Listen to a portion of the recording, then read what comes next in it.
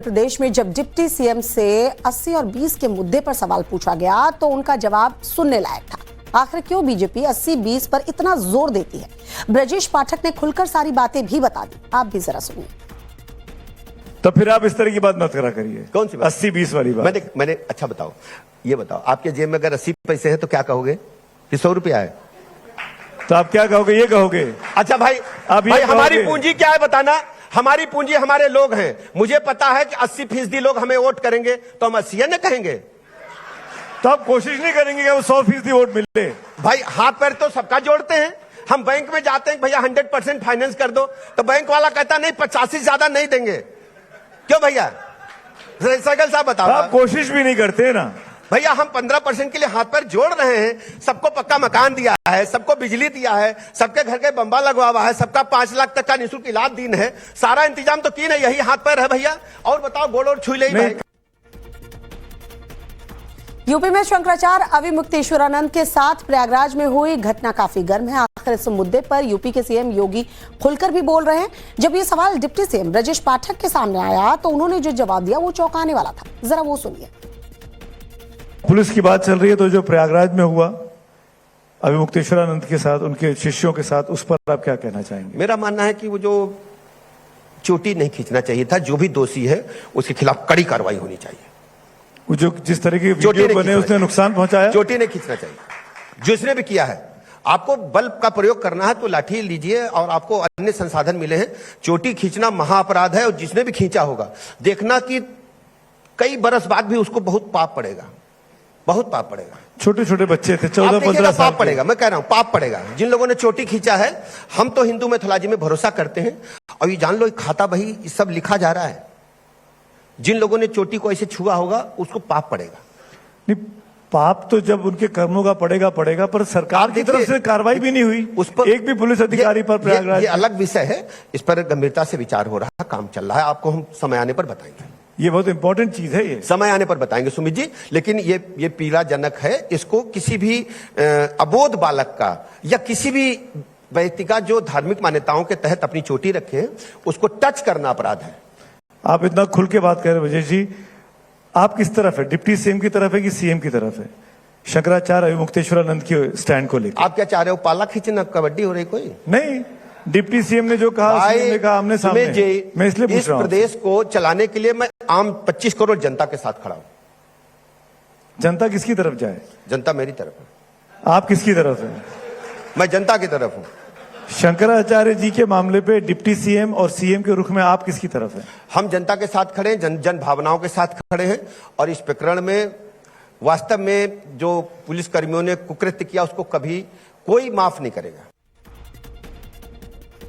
UP के deputy CM Brajesh Pathak ने परिवारवाद के मुद्दे पर कांग्रेस और एसपी को भी लपेट लिया। आखिर परिवारवादी पार्टियों में हर बॉल आलाकमान के पाले में क्यों चली जाती है, उस पर क्या कुछ कहा, सुनिए जरा।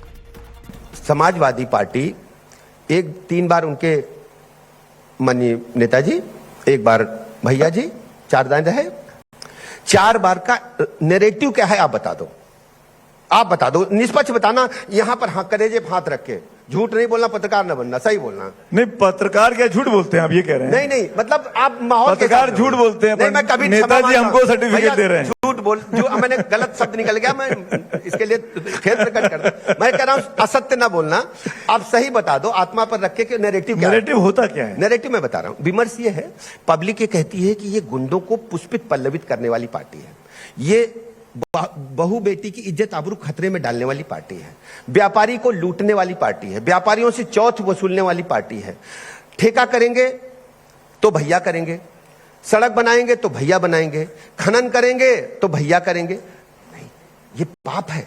आप सुनो, मैं सबसे कहता हूं, आप सब उत्तर प्रदेश के लोग, हमारे भाई बहन सुने। भारतीय जनता पार्टी को आप समाजवादी पार्टी से तुलनात्मक अध्ययन करो, जरा कांग्रेस का भी अध्ययन करो।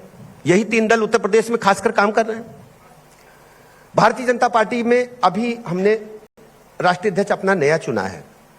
कोई व्यक्ति देश का जितना भी राजनीतिक बड़ा हो, क्या बता पाया था भारतीय जनता पार्टी का अगला राष्ट्रीय अध्यक्ष कौन होगा? आपको भी तो करीब 30 साल, 30-35 साल से मैं देख रहा हूं जर्नलिज्म में। कोई नहीं बता सकता। कोई नहीं बता पाया। नितिन नवीन साहब बनेंगे, नितिन नवीन साहब को भी नहीं पता था। कोई नहीं बता पाया ना। हाँ, बिल्कुल। भारतीय जनता पार्टी का पार्लियामेंट्री बोर्ड देखो आप, अध्यक्ष माननीय प्रधानमंत्री जी, राष्ट्रीय अध्यक्ष, फिर आफ्टर देन उसमें आपको सिख समाज का प्रतिनिधित्व है, उसमें ओबीसी का है, उसमें सभी राज्यों का है, और सबको साथ लेकर के पार्लियामेंट्री बोर्ड दिखेगा। भारतीय जनता पार्टी के आप इंफ्रास्ट्रक्चर आप चेक करिए, चुनाव आयोग के वेबसाइट पे जाकर के आपको सभी समाज के लोग, सभी क्षेत्रों के लोग मिल जाएंगे ना भैया? बोलो भैया ना। कांग्रेस का देखिए, कांग्रेस में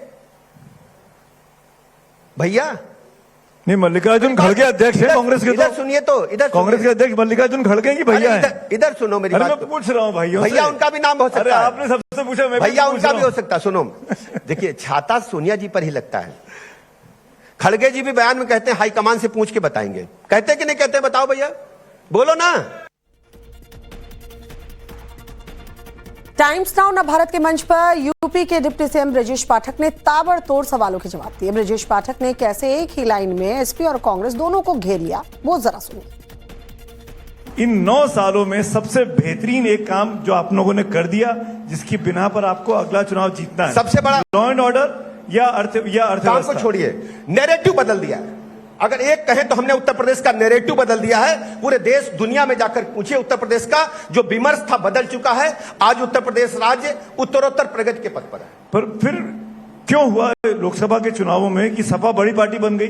अगर आपने काम किया था 24 में, तो बीजेपी नंबर 2 पे कैसे आ गई? स्पष्ट कर दूं, एक तो अति विश्वास होता है, दूसरा जो समाजवादी पार्टी और कांग्रेस का गठबंधन था, इन लोगों ने एनजीओ के माध्यम से गांव-गांव में फार्म भरवाए कि 8,400 रुपया महीना महिलाओं के खाते में आएगा। लाखों फार्म हर लोकसभा में भरे गए और राहुल गांधी और अखिलेश यादव जी ने मंच साझा करके कहा फटाफट सटासट खटाखट पैसा आएगा। आपके टेलीविजन पर भी चला था कहो? हाँ बताओ ना। क्यों मैं कहूँ? आप रिसर्च करिए ना। आपके टेलीविजन पर चला था। आप रिसर्च कराइए अपनी टीम से। आपके टीम से करा रहे थे सुमित जी। आप अपनी टीम से देखिए, ऐसे नहीं चलेगा, ये ऐसे नहीं चलेगा। आप हमारी बात को दोहरा रहे हैं। आप हमारी बात नहीं मान रहे। ये आपके टेलीविजन पर चला था, ये तो कह दीजिए। फटाफट सटासट खटाखट। आप लोग बताइए, चला था कि नहीं चला था? भैया चला था। अच्छा, वो हो गया। दूसरा, इन लोगों ने क्या किया? दूसरा एक और सुमित जी, इन लोगों ने क्या किया? भैया आप लोगों से बात करें, सुमित जी तो सहमत नहीं होते हैं। देखिए, इन लोगों ने संविधान की किताब पकड़ी 24 में। बताओ भैया, पकड़ी? क्यों पकड़ी? कहा कि संविधान को ये लोग बदलेंगे। मेरा आपसे कहना है, कांग्रेस पार्टी संविधान बदलने की चिंता कर रही है।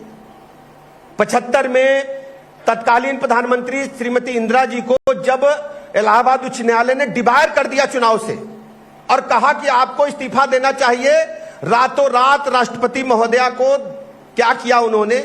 दस्तखत करा करके सुबह 6 बजे जब देश जाग कर उठा 1975 में, क्या हुआ था? देश में आपातकाल की घोषणा की गई है, आपका भी गला घोट दिया गया था।